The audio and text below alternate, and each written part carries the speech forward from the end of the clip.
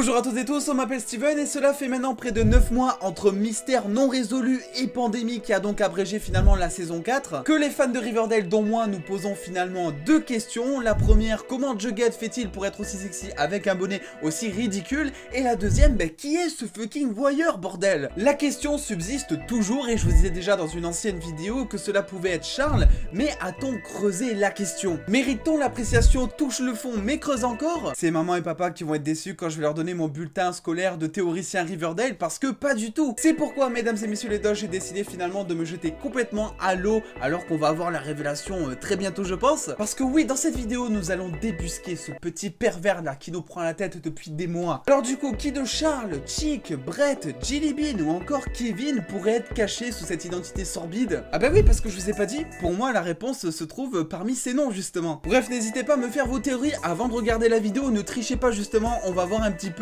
et nous c'est parti, théorisons.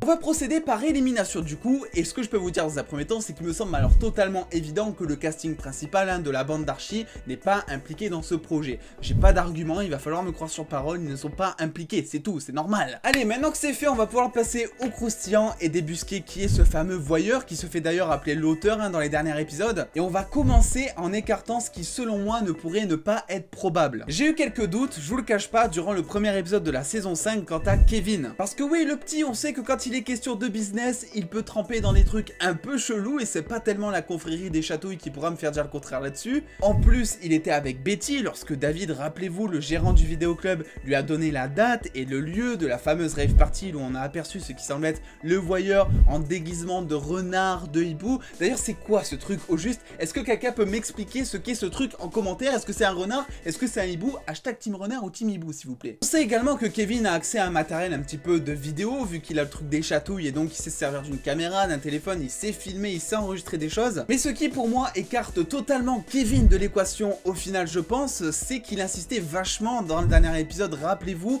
pour inscrire son copain sur la liste du potentiel roi de la soirée durant le bal de promo. Pourquoi se donner autant de mal à aller au bal et même à mettre son copain au devant de la scène si c'est pour balancer le remake live action de Martine qui devient tueuse en série en soirée? Personnage moins probable suivant, je pense tout simplement à Brett parce que c'est vrai, même s'il apparaît comme une fleur comme par hasard au dernier épisode et même s'il a clairement un mobile étant donné qu'il vivrait encore sa meilleure vie de dealer de sextape à Stonewall Prep si Jughead et Betty ne l'avaient pas mis derrière les barreaux, en fait il est derrière les barreaux, ce qui l'empêche assez d'agir sur le terrain pour orchestrer tout ce bazar justement. Alors oui, c'est vrai, on pourrait se dire que depuis sa cellule, c'est lui qui orchestre tout sur le terrain en bougeant des pions, en ayant des contacts par exemple. Mais j'y crois moyen étant donné que quand il faisait son business de sextape justement, c'était Donna le cerveau de l'histoire. D'autant plus que l'on voit très bien dans le dernier épisode que Jughead et Betty arrivent très bien à faire pression sur Brett justement en disant qu'ils ont des contacts dans la prison et que ça pourrait très mal se passer pour lui si jamais il refusait de collaborer par exemple. N'oublions pas en plus de ça qu'il a une certaine réputation, une certaine vigueur à tenir les dos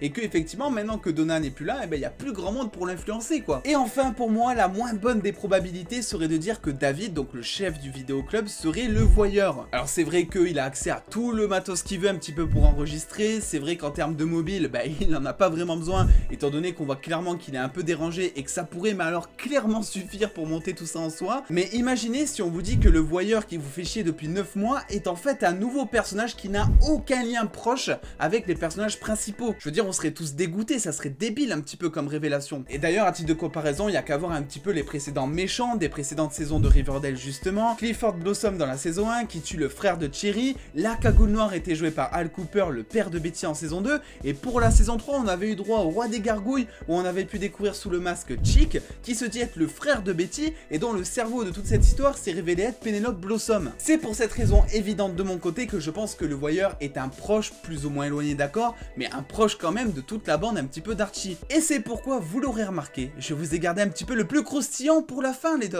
On va parler du cas Charles, donc le frère de Betty, qui travaille soi-disant au FBI, et je dis soi-disant car à aucun moment dans la série on le voit dans les bureaux. Puis il a l'air quand même vachement disponible pour un agent gouvernemental, je veux dire le mec est totalement disposé tout le temps à aider Betty, elle l'appelle quand il veut, il rapplique. Et d'ailleurs c'est vrai que son côté gentil, même trop gentil, tout le monde a relevé ça comme étant un truc hyper chelou au final quoi. On sait en plus de ça qu'il a accès à tout le matériel de surveillance qu'il veut, étant donné que soi-disant il travaille au FBI, mais même on l'a vu par le passé, il a pu utiliser des micros, des choses comme ça, donc il a accès à toute une technologie. Et la cerise sur le gâteau, je pense, qui nous a confirmé qu'il était assez chelou, c'est qu'il est très proche de Chick, comme on pouvait le voir dans la prison. Et puisque je parle de Chick aussi, il pourrait être totalement suspect également, étant donné qu'il est en prison à cause de Jughead et de Betty. Mais il y a aussi ce truc qui est très chelou et on n'a toujours pas eu cette fameuse réponse. Qu'est-ce qu'ils sont en train de monter avec Charles dans la prison? On voit clairement qu'ils sont en train de monter un plan contre Betty, mais qu'est-ce que ça veut dire tout ça au final? Jusqu'à présent, vous l'aurez compris, tout roule plutôt assez bien dans notre enquête. On avance, mais le souci, c'est que Chick est en prison et donc incapable d'appliquer le plan sur le terrain,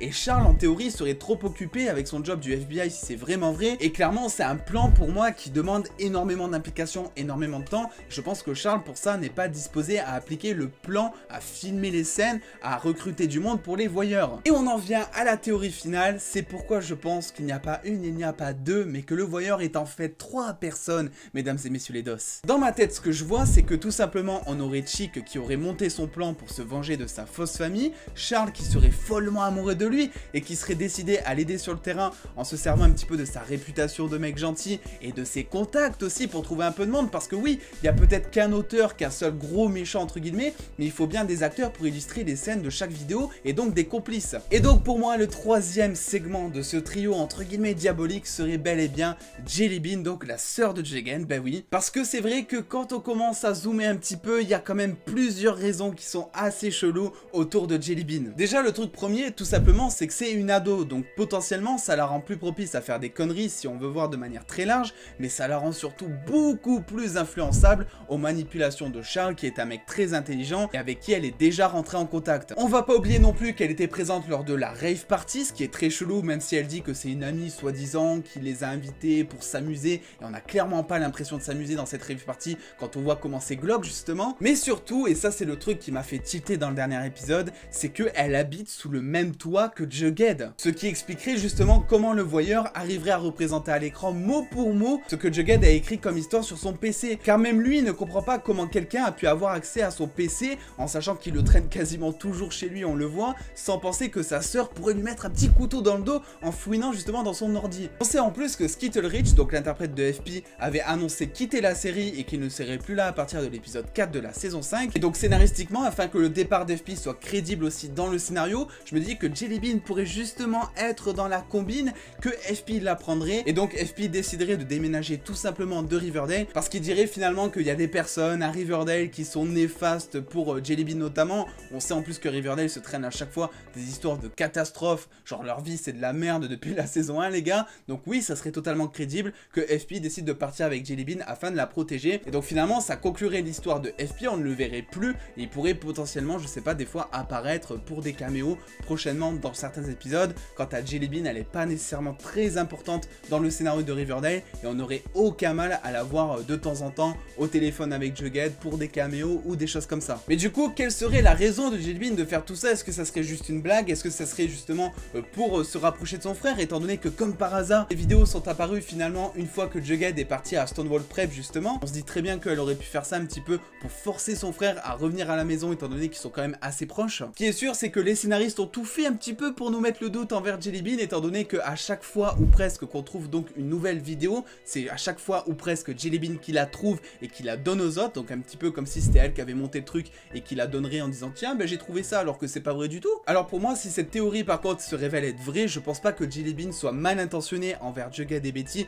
Je pense que possiblement c'est Charles qui lui a monté le bourrichon un petit peu, qui l'a manipulé. Je pense aussi que finalement elle voit peut-être ça juste comme un jeu, qu'il n'y a pas vraiment de répercussions, étant donné que les gens qui sont tués en vidéo, on sait pas vraiment s'ils sont vraiment morts dans la vraie vie ou si c'est juste finalement un jeu d'acteur, on n'en sait rien. Une chose est sûre en tout cas, c'est que si effectivement le voyeur se révèle être ces 3 gugus, et ben ça serait Chick et Charles qui auraient des intentions un petit peu mal placées, étant donné que les deux sont un petit peu, on va dire, une espèce de famille éloignée et reniée aussi de la part de la mère de Betty justement. Dans tous les cas, il faudra pas s'armer de beaucoup de patience pour découvrir l'identité du voyeur, puisque étant donné que finalement ces 3 premiers épisodes de Riverdale vont conclure la fin de saison 4 qui aurait dû se terminer il y a quand même presque un an, et bien on aura la révélation très bientôt. Mais je vous confie quand même au passage que théoriser sur Riverdale c'est toujours assez dur, parce que des fois les scénaristes nous sortent des trucs de leur chapeau dont on n'avait rien vu venir, qui sont parfois pas crédibles, et si vous ne croyez pas, vous avez qu'à demander au mec qui était prêt à décoller avec une fusée diffusé dans la saison 4 justement. Bref, en attendant, il me reste plus qu'à vous faire le speech habituel parce qu'on est obligé sur YouTube. Ben oui, n'oubliez pas de lâcher le petit pouce bleu si cette vidéo vous a plu, de venir me rejoindre sur les réseaux sociaux pour avoir beaucoup plus de news en exclusivité et en avance. Et en attendant les dos comme toujours, prenez soin de vous, faites-vous bien kiffer, des bisous les dos.